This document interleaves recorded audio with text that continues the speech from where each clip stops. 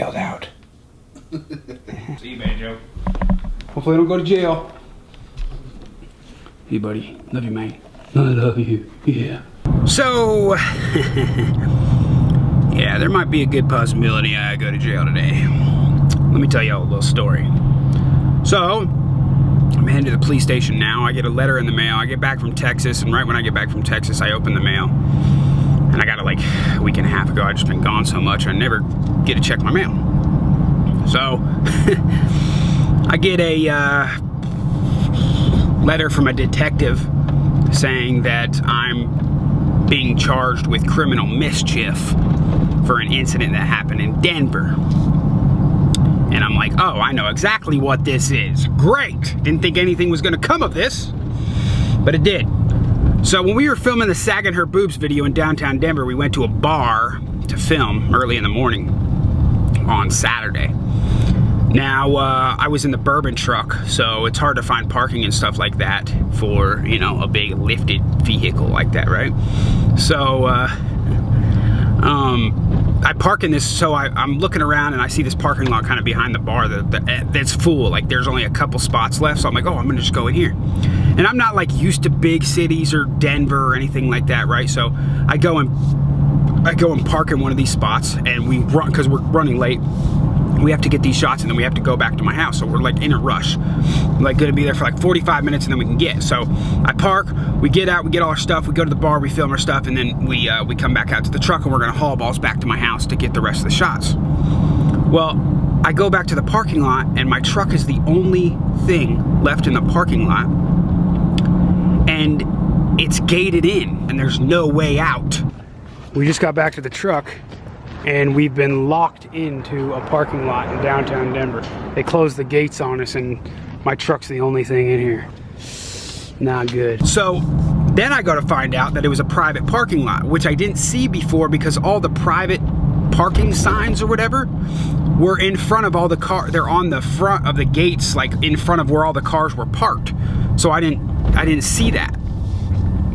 And you know, we were in a hurry, so I just looked over it or whatever, right? So I'm like, well, great. So I try to find out whose parking lot it is. It turns out it's this big Catholic church's parking lot or whatever, and I guess they were having like a, you know, a service or, you know, whatever you call it in the morning, and that's what everybody was parked there for. So, you know, I'm only in there for like 45 minutes, so it was like the worst timing ever. So they're on this light pole in the middle of the parking lot. There's like this towing company's number. Now my truck is like, with a regular tow truck or whatever, you can't tow my bourbon, and plus it was in such a tight little alley space, they wouldn't have been able to like tow that thing. So I'm like, well, I know that they're not going to be able to tow this thing or get a tow truck in here, because the tow truck you need to do the bourbon is the big huge flatbeds that come down and then they pull you onto it, right? And my truck was locked. I mean, they probably would have had to you know, break into it and all that crap.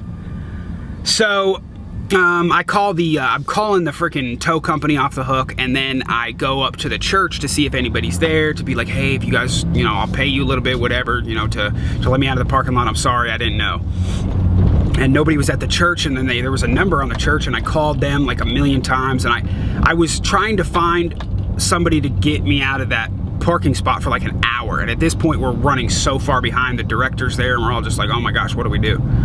So I'm on the phone calling the church again, and I was you know, on the phone. It was just ringing and ringing and ringing. I probably called like 20 times, and I go over to the gate, and I'm just seeing it's like just a padlock or whatever, and I go to shake the gate, and the freaking gate just breaks. Now it doesn't like break completely, but there's this little welded, like tiny little metal piece that's holding the gate to the like post that's in the ground that the padlock was in between. And the weld was like already halfway broken, and it just broke, and then the gate opened. It was like one of those rolling gates, you know? And I was like, oh, well, there we go. And, you know, I was calling the freaking church and everything like that, and I kept trying to call. And then I just got in the truck and got out of the parking lot and closed the gate back. And it was like, well, I guess it just needs to, you know, it just needed to be like, you know, it needed to be put back, that piece just needed to be put back on. So, as you can tell, we're out now. I don't think we did that legally. I don't think, boys, did we? It's on the border. It's on the border. Let's call it that. Good job, fat boy. I just heard fat boy. Get in the truck. Get in the truck. But then I get back the other day and I get that letter in the mail saying that a detective wants to see me. He's got my license plate number from that incident, all this type of stuff, and he wants to talk, and that there's a criminal mischief charge against me. So, yeah. We will freaking see what comes out of this. Hopefully, he's not incredibly an asshole and just wants to take me to jail. And hopefully the church isn't trying to press charges. I reckon we'll see what happens. All right. Something happens to me, somebody grab Banjo and take care of him for me. I'll make sure to go grab soap on a rope here somewhere at the store before I go in. Thanks, guys. I love you guys. Thanks for subscribing and watching always. Love you guys. Well, I'm not in jail. Man, so I just got done meeting with the detective, and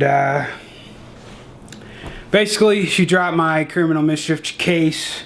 The apparently the church or whatever whose gate it was wanted to press charges at first.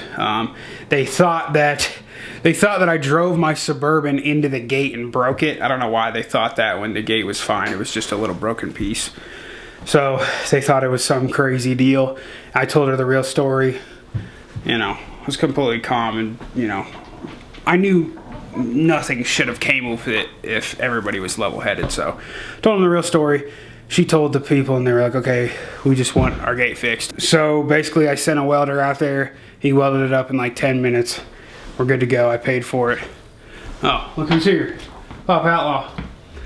Hey, I'm not in jail, man. We're gonna get me some if I want to do it. I'm gonna send you cake with your favorite file.